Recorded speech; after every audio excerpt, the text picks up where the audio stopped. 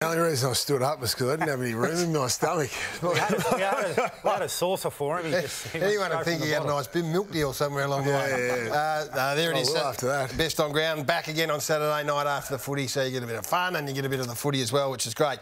Last week, Carlton, understandable, great vibe, great buzz. Carlton fans are up and about, great for the competition. They're loving their arrogance and all that is wonderful byplay. But there was a bit of just a cool your jets a little bit about last week. Here's what you had to say.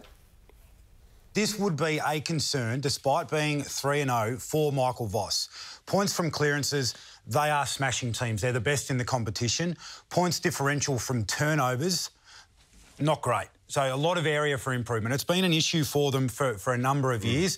The way they got opened up in the second half would be of concern. And the reason it is such a concern is that without a strong turnover game, history says you can't compete at the end of the season.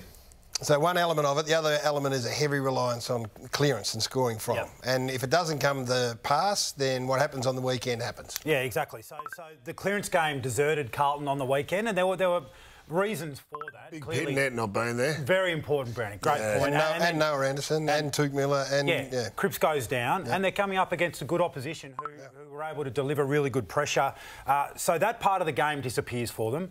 The turnover game that we spoke about last week isn't at the level yet where it allows them to sort of hide behind the other deficiencies. So to say that we saw it coming is probably giving ourselves a little bit too much credit, but the issues remain. No, they're just warning. They're just these are numbers and signals that suggest you look at it, and this is how it played out. I mean, this guy, you would almost have put a lot of money on the fact that after last week he was going to come back really hard. So he, in the first quarter, set it up with Anderson. They were the two. It's hard to tell what they were doing, Gaz, where they were tagging Miller with Hewitt earlier. I know Cripps got injured, so maybe that tag got dropped, but he wasn't exactly close to him all day long. I like this, though. These are different hitting targets. Yeah. I mean, so Miller's getting the footy and Anderson's getting the footy, and all of a sudden, Lukosius, they set one up for Lukosius, and then they set one up for Rankin. So this is a footy club who are under some pressure, but they're starting to develop. But I like that Witts identifying that he's got the strength over a young ruckman in Dakota. Yeah, he's dominating, so go for those long, aggressive taps. So I thought it was great signs in around the clearances.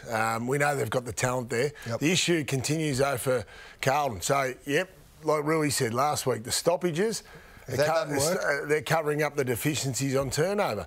So what happens on the weekend? You say, stoppage goes no good. The turnover issues were still there. Now, have a look at it. And this is partly effort, but, like, this is just 101. So this one's basic not so much defending 101. Like, turnover, that's just more transition. So that's a transition, but it's all the same. It's symptomatic of what's happening. Yeah, I know, but you can't confuse people at home. So that's just transitioning the footy from one end of the ground. So going from defence to attack.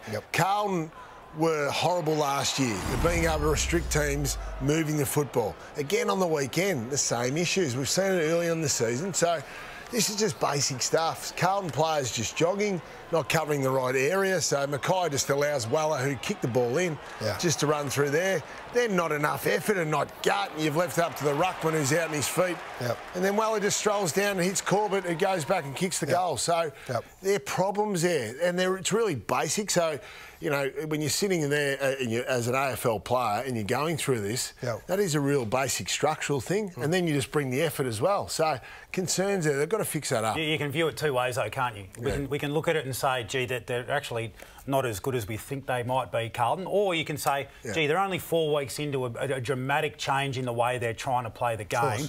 All the upside is still there. So I think you look at the personnel and you look at the coaching staff. You know, Michael Voss is there. Aaron Hamels, he did a great job in the last half of last year with St Kilda. They'll find a way these players. So Michael Voss coming doesn't mean then I guarantee you that those players that you just showed then are going to be switched on every minute of every game. And that just shows you why they've battled over in the past, because concentration goes out the window, ability. We'll talk about